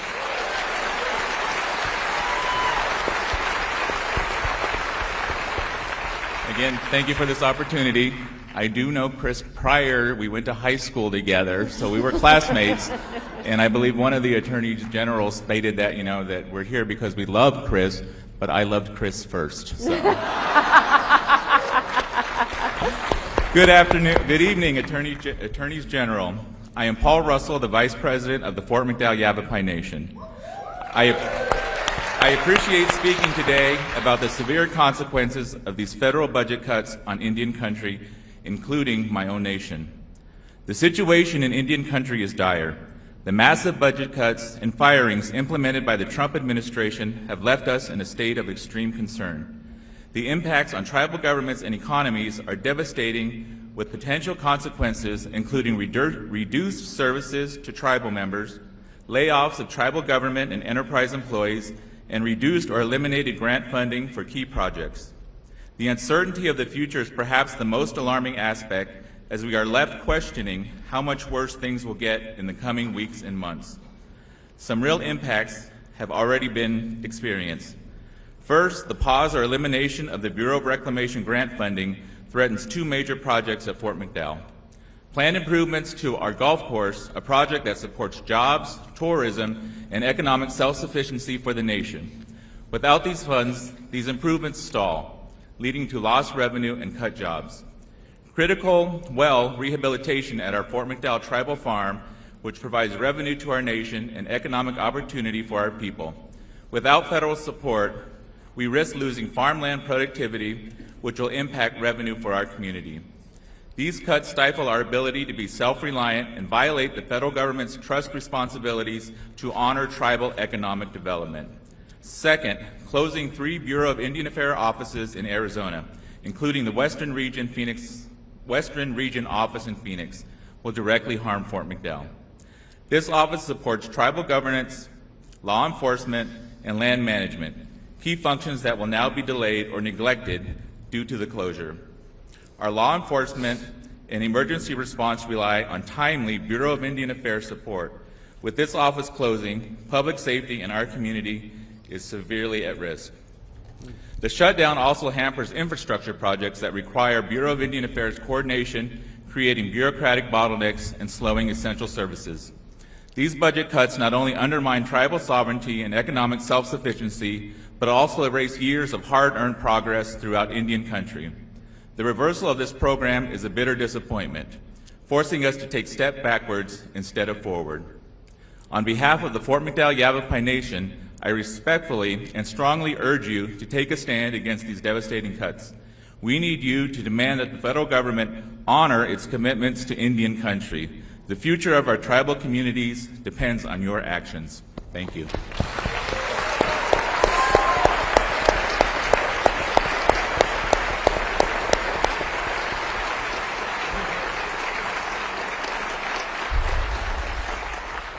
Thank you, Mr. Chairman. Next up, we have Paula Morell and Clarissa Vela, and then I think it's Wayne. Yeah, Wayne Varianata. Totally butchered that, I'm sure, but Paula, Clarissa, and I think it's Wayne or Wade. All right. Just try and stick to the 3 minutes, and I'll hold the microphone. Yeah. Good evening. I am a citizen, a veteran of the United States Air Force, and a concerned mother, and thank you. I wanted to also say thank you to the first speaker who was here on behalf of VA employees. The VA saved my life. I received a phone call from my son, who is a federal employee, also a veteran, assigned to Guantanamo Bay, Cuba, regarding one of his friends here in Arizona, a veteran and federal employee fired from CISA, and I'd like to read this. My name is PJ. I'm here in support of our family friend, Kyle, and federal employee, a federal employee. Like him, who have found themselves in similar situations. Kyle is a disabled combat veteran, a federal employee with perfect performance ratings, who had recently accepted a promotion. He transferred from DOD to CISA, and 2 weeks ago, Kyle was wrongfully and unjustifiably fired after 5 years of federal employment by Elon Musk's so-called Department of Government Efficiency, or DOGE. He was fired without cause or forewarning. His supervisor wasn't even notified he had been fired and wasn't aware of this action until Kyle informed him that he had received the email. Kyle has been a faithful public servant who has devoted his life to upholding the Constitution and protecting the safeties and freedoms of Americans. He should not have been on probation, and he should not have been fired. If Trump and Musk can do this to Kyle, who will be next? My son, like Kyle, is a veteran and federal employee with 10 years service. My son recently accepted a promotion that required him to pick up his family, sell his house and vehicle, and relocate to Guantanamo Bay, Cuba. He, too, was placed on probation because of the promotion. Fortunately, his probation ended back in October 2024. But who can guarantee that the firings won't later impact my son and others like him? Currently, my son is receiving daily harassing emails from DOJ demanding that he resign, demanding that he respond with 5 things he did at work this week. And as a mother, I am tormented knowing that my son and his family have sacrificed so much by accepting the assignment on Gitmo, only to be subjected to relentless harassment by the government he serves. This president and his billionaire buddy are destroying careers, disrupting lives, and causing untold stress with American households. We must stand up for these federal employees. We must fight for them to be reinstated to their jobs, and we must ensure that the felon in the White House respects the laws of the land. Thank you.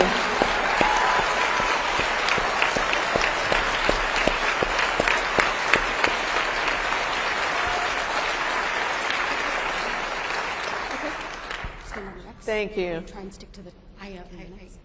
Yes. Hi, my name is Clarissa. Hi, y'all. So I might take like 14 more seconds longer than the 3 minutes, but I just wanted to show you something. You put out a call to action to Arizonans, and we listened. So on here, I had this laminated. It cost me a lot of money. This is a 43-foot roll, and it has all of the things that you asked for, that your constituents wanted you to know about. So I would roll it out, but they asked me not to, so I'll respect that. But there's a lot. From DOJ to healthcare to everything. I would love to let you keep it, but we love to put it up at all of the protests or rallies, whatever they want to call them. So, but I would love for us to take a picture with it. And for all the people who were there yesterday, can you please wave your hands and let them know? Yes! You put out a call to action and we're responding. Sorry. Okay. My name is Clarissa Vela, and I am a part of Profit First, the Profit First Project. We are a nonprofit organization. We have a lot to say because I got a big mouth. I am an Arizona proud Latina of the Osborne School District. I'm college educated. I'm currently studying for the paralegal professional thing. So if you guys could please put in a good word for me with the bar, that'd be great. I probably don't need the mic, I'm really loud. So I'm just gonna read you this. It says, a lot of us are here because we are angry, and I just want to remind Republican elected officials that we will remember these unhumanitarian political career-ending policies at the midterms and the primaries. She's red. Hey, let her cook.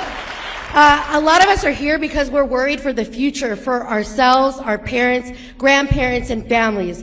We fear for the future and education of our children, especially those like my son with special needs. We worry about our LGBTQIA+ and trans friends as they are being targeted, harassed, and murdered for simply choosing to be themselves. We're here today for a myriad of reasons, not just immigration and dreamers. We are here to remind people that unless you are indigenous, you are an immigrant, no matter how many generations your family has been here. Sorry. We're here today for all of those Americans who rely on the soon-to-be gutted socialist government programs like Medicare, Medicaid, SNAP, TANF, WIC, Social Security, VA benefits, cancer research, reproductive freedom, DDD, IEPs, DEI, the Department of Education, NOAA, the SAVE program, USAID, AID, and women's voting rights, all being currently dismantled by Donald John Trump.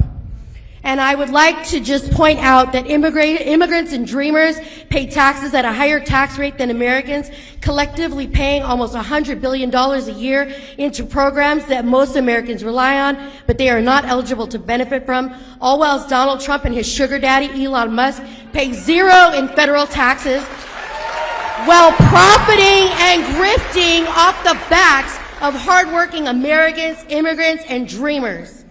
We're here for career civil servants and American soldiers who are being fired en masse for simply holding strong to their oath to the Constitution and the American people. We are here for Capitol Police officers and first responders who have lost confidence in the law and our justice system, who now suffer from PTSD and harassment after being attacked by violent, treasonous insurrectionists on January 6, 2021, now pardoned by the insurrectionist-in-chief, Donald John Trump. We're here for local police who are being forcefully mandated to separate families. Their job is to serve and protect, not discriminate and deport. We are here for 92% of black women who voted for democracy.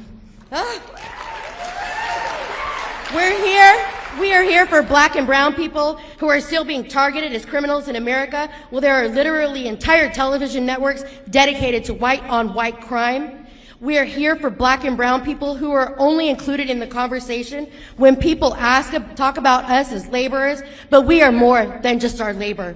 We are doctors, we are lawyers, we are scientists, we are engineers, we are nurses, teachers, senators, Supreme Court justices, and even future presidents and presidentas.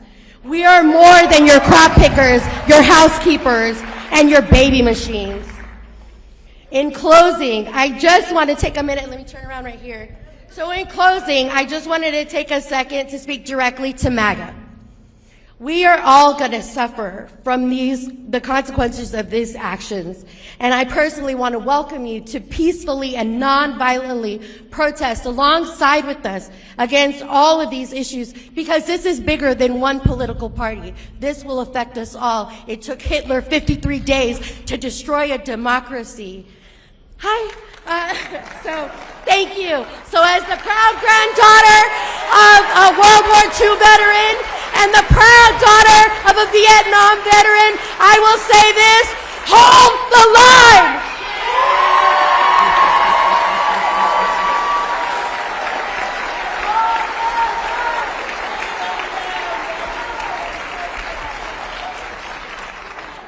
All right. Well, that's going to be hard to follow, but we have, is it Erica Mock, Diane Rodriguez, and then Kyle Ron.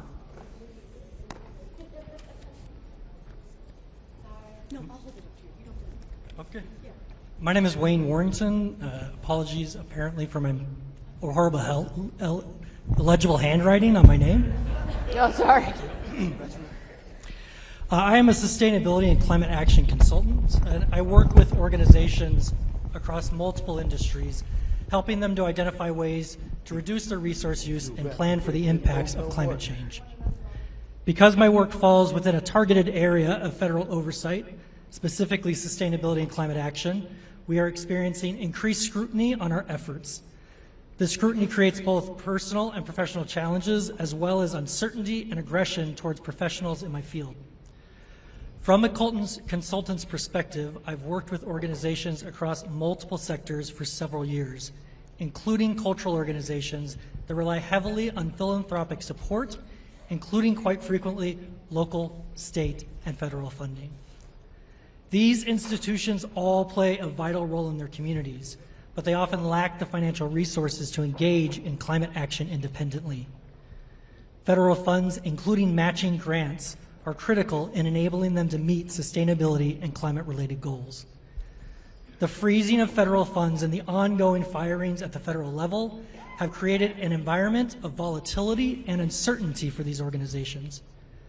For many cultural organizations, this means struggling to move forward with planned projects or complete projects that are already underway. This instability is compounded by the turbulent nature of administrative decisions, lawsuits, and shifting priorities, making it difficult to navigate long-term planning. This disruption affects more than just these institutions, though. Cultural organizations, from museums and children's centers to zoos and aquariums, are community hubs that foster engagement and education. With the increased economic instability stemming from these federal actions, attendance and participation are at risk. We have seen from previous disruptions, like the COVID-19 pandemic and the 2008 financial crisis that people experience a reduction in capacity to engage with these organizations because of the uncertainty in their own financial situations. Today, it is federal policies that are creating that uncertainty. Many of the organizations I work with are located in regions highly impacted by climate disruptions, including flooding from heavy precipitation, storm events, and our own known heat. These cultural institutions are not only adapting to their own climate risk, but are essential in educating and supporting their communities in also navigating these challenges. The current federal climate of uncertainty has already started negatively affecting their ability to fulfill this role. I have experienced directly that the federal firings and funding freezes have threatened the stability and effectiveness of organizations that serve all of the members of our community in a variety of ways. I applaud your efforts in listening to public experiences and urge you to continue sharing the real impacts of these federal filings and funding freezes. Thank you. Thank you.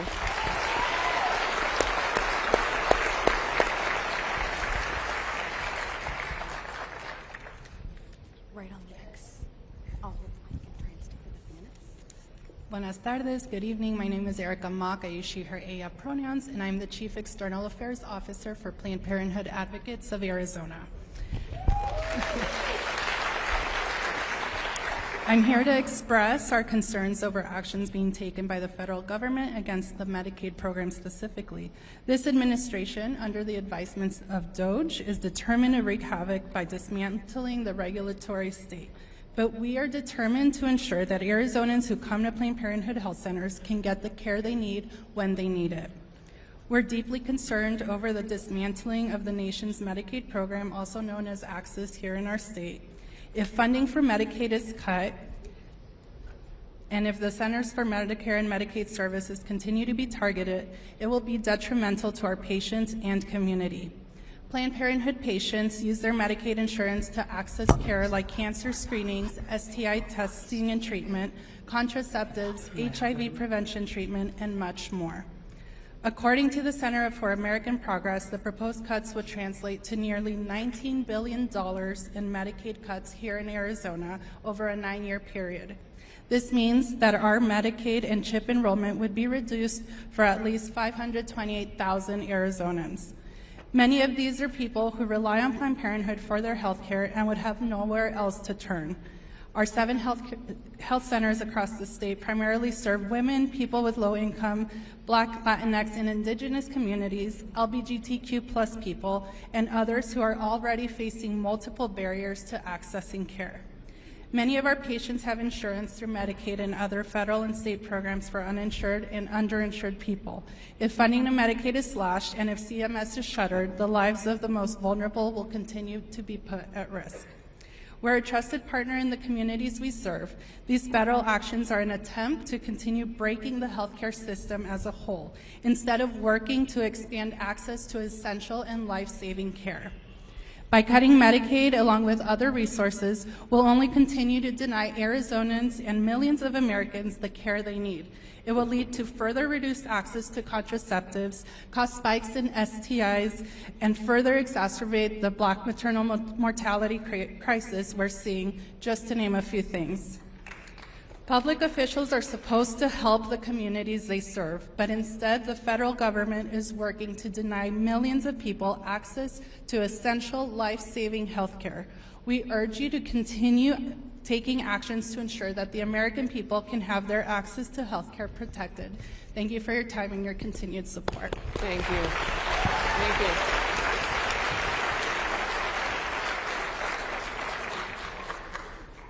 I'm speaking for Diane Rodriguez. She had to go home, so I'm speaking in her spot. How many of y'all like to go to the airport and wait in the long TSA lines? Well, if it keeps going this way, it's only going to get worse. My name is Jeff Thiemann. I've been a proud TSA employee for 22 and a half years. I'm not just an officer. I'm a father of 4 young kids ranging from 6 to 8 years old, and I serve as a local union steward for TSA AFGE 1250, which serves Arizona and Nevada. For our TSA workforce. I stand before you today not just as an employee, but someone whose livelihood and whose family's well-being is directly impacted by the recent budget cuts and firings. These cuts don't just affect numbers on a spreadsheet. They affect real people, people like me, my coworkers, and our families. When staffing is reduced, we aren't just losing colleagues. We're losing part of our support system, the men and women we rely on to keep travelers safe every single day. Fewer officers mean longer lines, increased stress, and greater security risks. That's right. It puts an enormous strain on those of us who remain, forcing us to work under tougher conditions with fewer resources, all while knowing that our own jobs could be next on the line, I'm sorry. As a father, this uncertainty is frightening. I have 4 children who depend on me, not just for financial stability, but for the security that every parent wants to provide. The thought of losing my job or seeing my coworkers struggle to make ends meet is heartbreaking. We've given years, decades in many cases, of service to this country, and we deserve better than to be treated as disposable. We must stand together to push back against these cuts.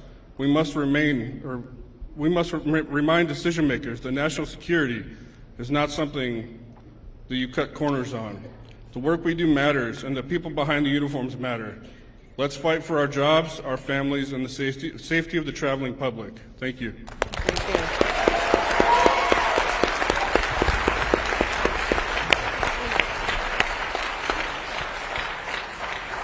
So my name is Kyle Ron.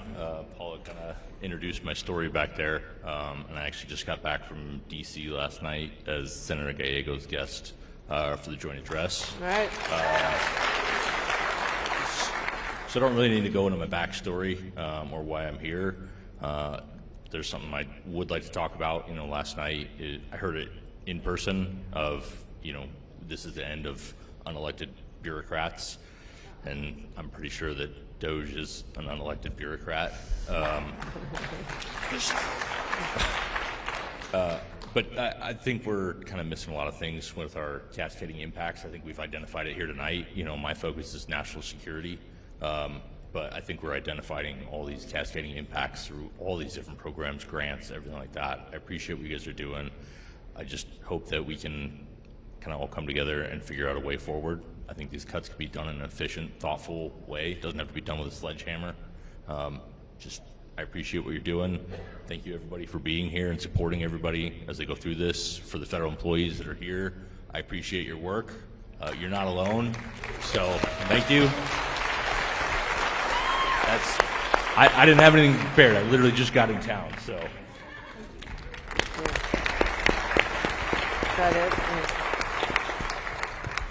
We are running close to the end of time here. Do we have 1 or 2 more people who really passionately want to speak? We actually have 100 more people who still want to speak, believe it or not. Sophia, my colleagues, we have enough time for 1 or 2 more? Sure. Okay. And then we want to... Yeah, we did start a little bit late. Okay. Well, yep. Okay. All right. Yeah, and as you come forward, please talk louder. So because we've got more people, we're going to shorten up the amount of time.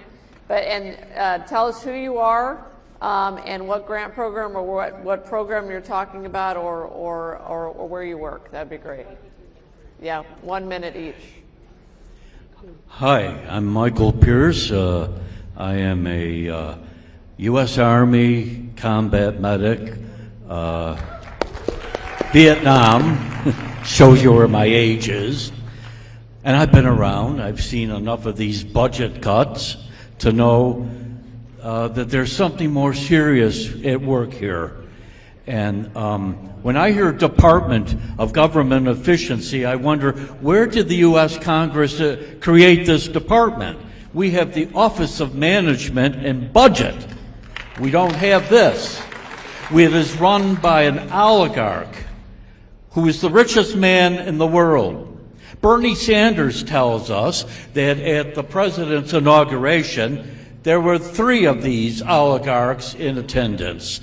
Their combined wealth of these 3 people, the combined wealth of just 3 people was greater than the combined wealth of 175 million Americans.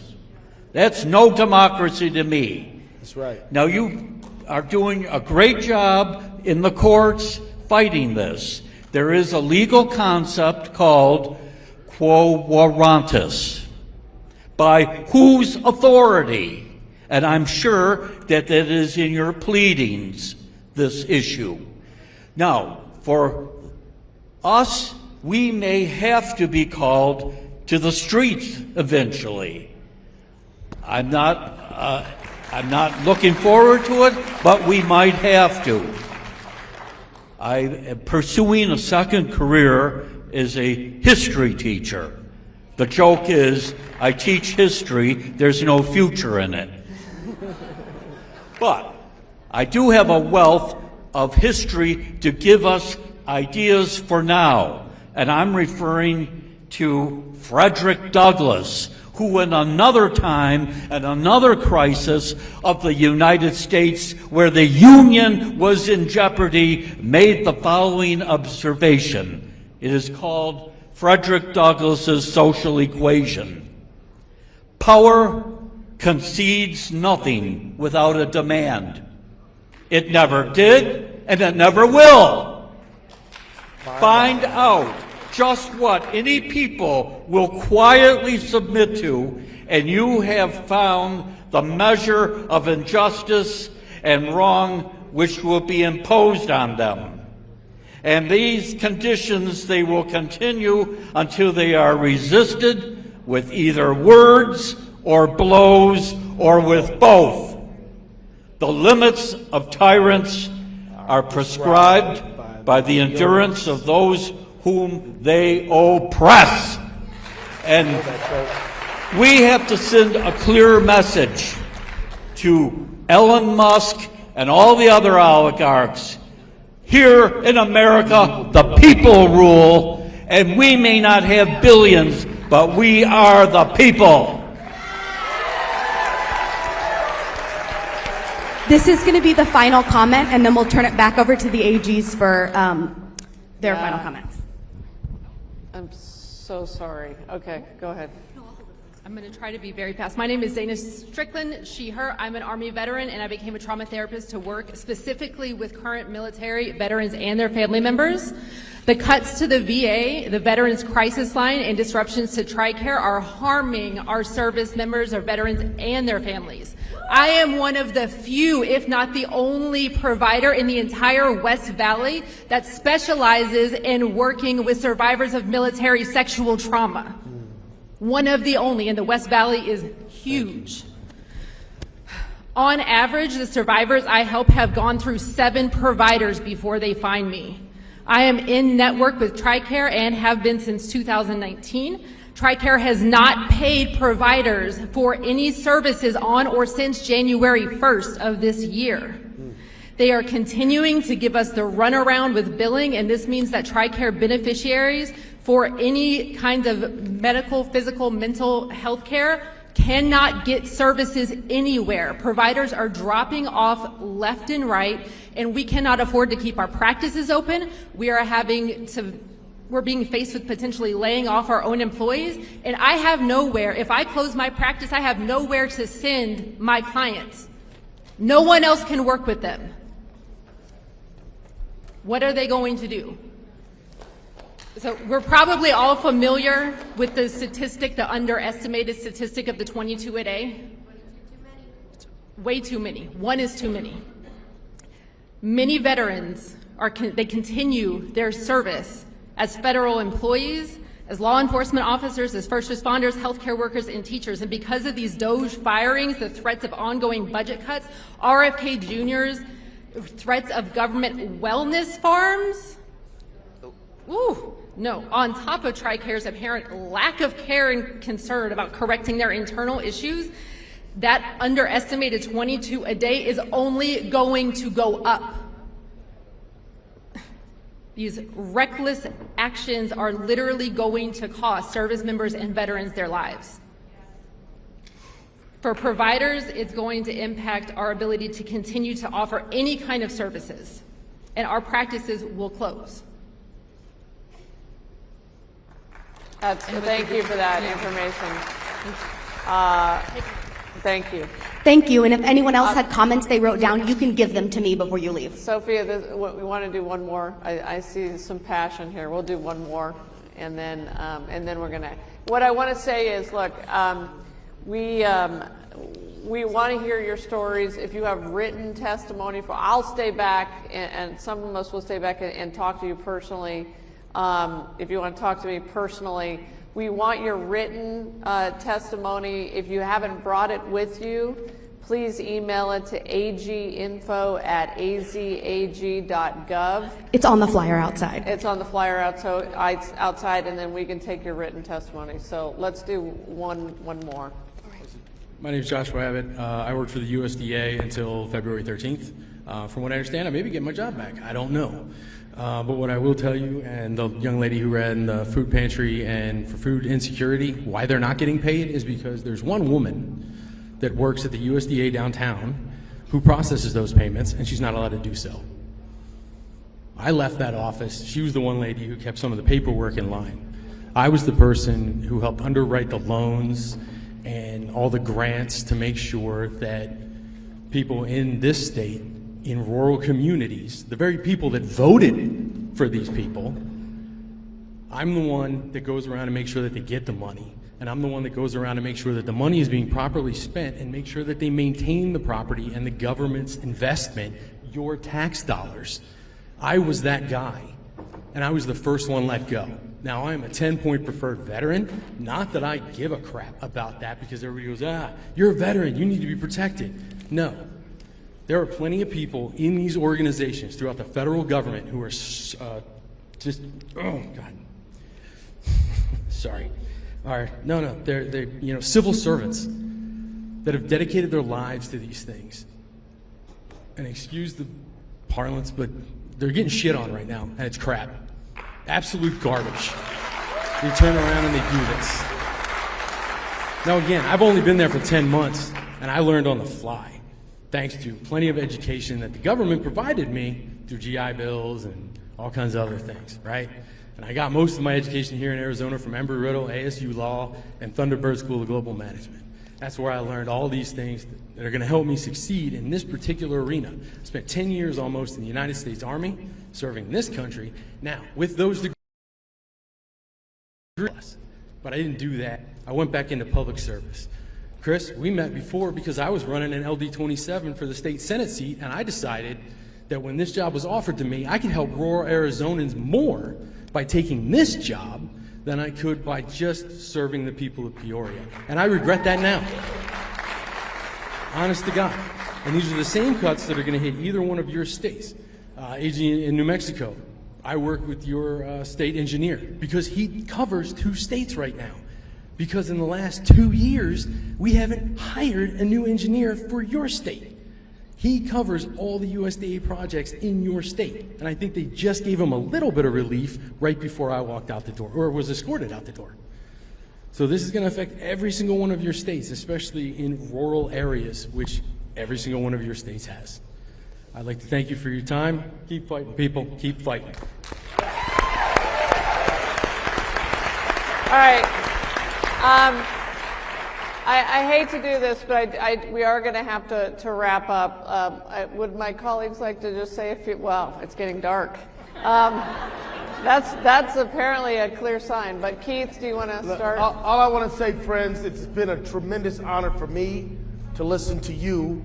Trust that we will be back here, all over Arizona, all over this country.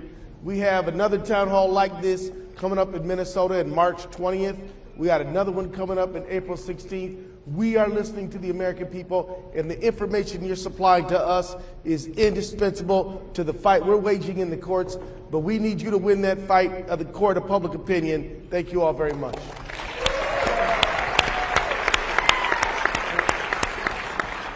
Thank you for taking the time to share your stories and be here tonight with all of us. It's incredibly impactful. We can't do our jobs without your stories.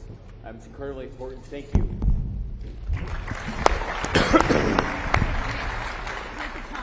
Okay. So One thing came through for me tonight, and that's not just that Donald Trump and Elon Musk are violating the Constitution and they're degrading people that have committed themselves to public service. They've broken their word to the American people. They have given their word to farmers, to doctors, to people who are doing good, honorable, and decent work in this community and all over this country. And we believe in this country, in America, in honoring our word. And if Donald Trump can't find his way to doing that on his own, we will drag him into court and make sure he honors his word.